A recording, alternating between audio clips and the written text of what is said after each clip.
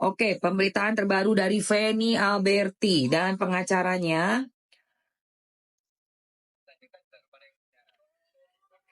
Kok pelan banget sih? Kok pelan banget ya? Kok pelan banget suaranya? Bentar guys. Masih ada yang nyala nih. Kan Bluetooth-nya nyala. Pantes.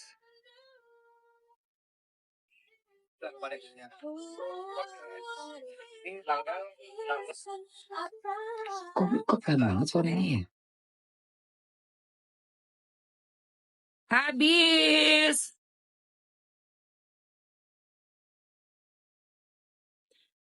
Guys, ayo guys, buruan ambil. Bentar, oke, bentar. Ini kenapa pelan banget sih suaranya? Coba ya gue restart ulang deh.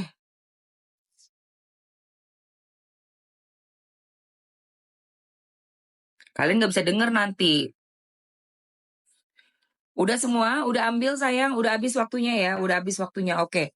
Kita langsung bahas aja beritanya Akash dan Feni. Akash ini hebat juga ya. Dia bisa hire pengacara kondang si Akash ini. Hah? Curiga gue. Duit lo dari mana lo?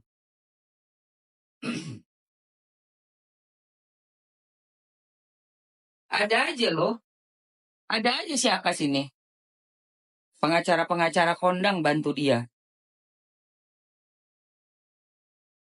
Gue dengan tidak mengurangi rasa hormat terhadap teman-teman pengacara yang Mamski kenal, karena Mamski sangat menghargai profesi teman-teman. Sebagai pengacara itu harus membela kliennya, alright? Dan aku sangat-sangat tidak mau ada kita jadi tidak enak pertemanan kita cuma karena kita berbeda perahu. Jadi teruntuk teman-teman yang memang membela Akash, is okay, that's your profession. I appreciate it, I respect. Ya, I respect your profession. Cuma untuk dalam kasus ini, si Feni dan si Akash ini, mohon maaf sekali. Apapun deh latar belakangnya dari permasalahannya si Akash dan Feni. Apapun itu ya, apapun itu. Karena ada juga isu-isu seperti kayak intinya merasa si pihak cowoknya ini juga merasa dia dirugikan gitulah ya. Ada intinya seperti itu. Saya yang dirugikan, saya yang begini, saya yang begitu. Karena kan mereka bekerja bareng ya, seperti yang kita tahu si Akash sama Feni ini kan bekerjanya bareng. Jadi punya YouTube, ngonten bareng gitu loh ya guys ya. Itu gue nggak terlalu melihat atau ngerti detail banget mengenai pekerjaan apa yang mereka lakukan selama mereka masih bersama, ya kan? Juga pernikahannya kan bukan pernikahan resmi, tapi siri. Jadi kekuatan hukum nggak ada juga gitu loh ya. Jadi gue nggak terlalu mau nyorot ke sana gitu. Itu mah nanti kalau memang ada pembuktian kan silakan dibuktikan. Merasa dirugikan apa kerugiannya? Merasa ada yang lebih mendapatkan lebih dan uangnya juga mungkin mau ngeklaim uang gimana-gimana, silakan dibuktikan kalau kamu merasa ada bukti bahwa kamu merasa di using gitu ya. But anyways, yang gue soroti dalam kasus Akash dan si Feni ini adalah udah jelas banget gitu loh. Nih laki datang ke sini, ke negara ini, dan dia bekerja di sini. Ya dong, dia konten kreator, itu kan suatu pekerjaan. Izin kerjanya ada nggak? Kita nih orang Asia tuh. Coba deh pergi lu ke Eropa sono. Lu kerja lu sana ngonten. Lu ambil endorse dari brand-brand sana. Kalau nggak lu didatangin sama pihak imigran, imigrasi. Karena kita dianggap sebagai imigran atau kalau emang ada imigran berarti lu punya kitas gitu ya. Atau lu punya izin untuk kerja. Kalau lu pun sebagai seorang pendatang bukan imigran yang tinggal di situ, lu ada nggak megang kontrak kerja, izin kerja atau apapun? Kalau lu cuma turis visa, lu cuman yang keluar masuk doang, berarti lu nggak boleh kerja apapun di negara itu. Sampai tahu, aduh kelar lo. Lu bisa di-ban, nggak boleh dilarang masuk lagi ke negara itu. Kita pun sama seperti itu. Nah, dia kan ini orang luar ya. Ke sini kerja, konten kreator, banyak ambil endorse gue lihat produk-produk kita. Ya kan? Lu ada nggak izin kerja lu? Ya, beneran nggak? Ada nggak? Itu satu. Kedua, lu berani-beraninya dateng di podcast, ya, secara lu tuh bukan warga negara sini loh. Terus kedua, waktu diundang podcast, lu ada izin kerjanya nggak? Punya izin kerja nggak di sini waktu diundang podcast? Itu dulu satu. Orang asing datang ke sini, ngonten di sini, ambil endorsan dari sini, punya izin kerja nggak? Itu dulu satu. Sampai nggak ada, semua kena itu. Sampai nggak ada, tolong pihak imigrasi lihat apa status di dalam pasportnya itu. Kalau cuma 3 bulan yang keluar masuk, nggak ada izin kerjanya. Itu dulu deh. Nah, terus yang kedua, kesalahan lagi di dalam konten. Di dalam kontennya yang ada di podcast, ngomong juga aneh-aneh. 2 kesalahan yang udah telak banget. Telak banget itu.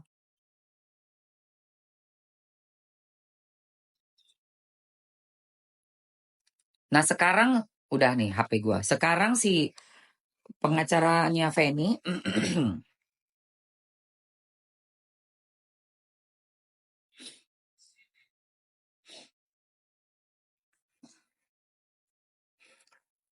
nggak usah ngomong soal nafkah batin, Bo. Mereka nikah baru 3 tahun, anak udah 2 nafkah. Nafkah batin gundulmu. Mana ada sayang? Gak dikasih nafkah batin, tapi hamil 2 kali.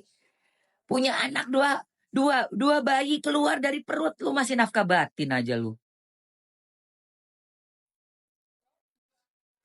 Ya, nafkah batin apa sih? Ini badan 2 kali melendung, lahir, ASI eksklusif aja 6 bulan, Zai, yang eksklusif. ASI aja 6 bulan eksklusif. 2 anak berarti ASI setahun. Nggak semua buatan batu.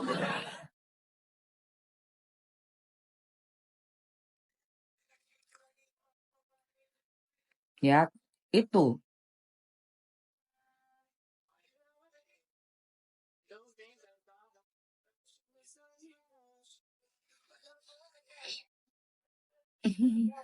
Iya kan?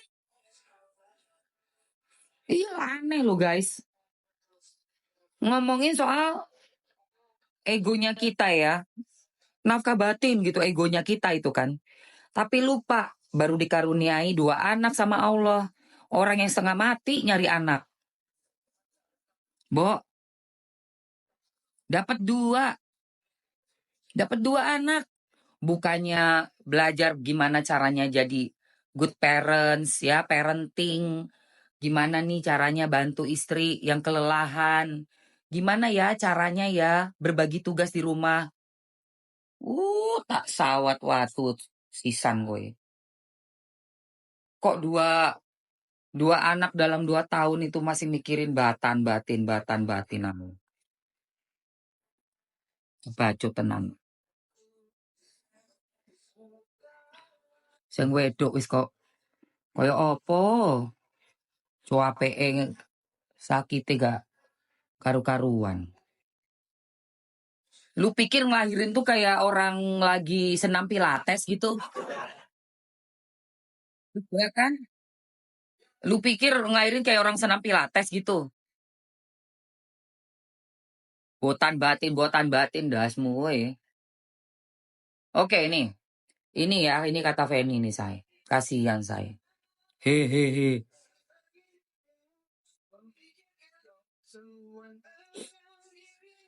Suka-suka gue mau sibuk sama siapa? Emangnya lu siapa? Kalau nggak suka ya metu ae rek. Gak ono sing maksa kowe neng kene. Iki loh, tak kandani kowe. Kita juga kepadanya. Oke. Ini tanggal 16 ya. Ini sekarang pukul 14.40.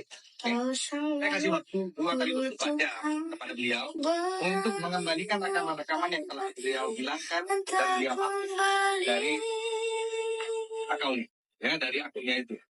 Saya kasih waktu 2 kali.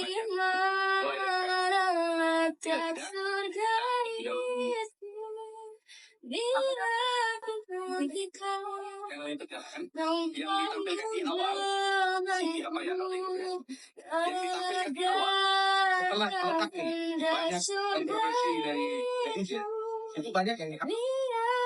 Ini kepada beliau kembalikan sedikit. Saya minta juga kepada dia. Oke. Ini tanggal diedit sama si itu podcastnya Uya Kuya. Diedit ya? Untuk mengembalikan rekaman-rekaman yang telah beliau hilangkan dan beliau hapus dari akunnya, ya, dari akunnya itu. Karena suatu 2 kali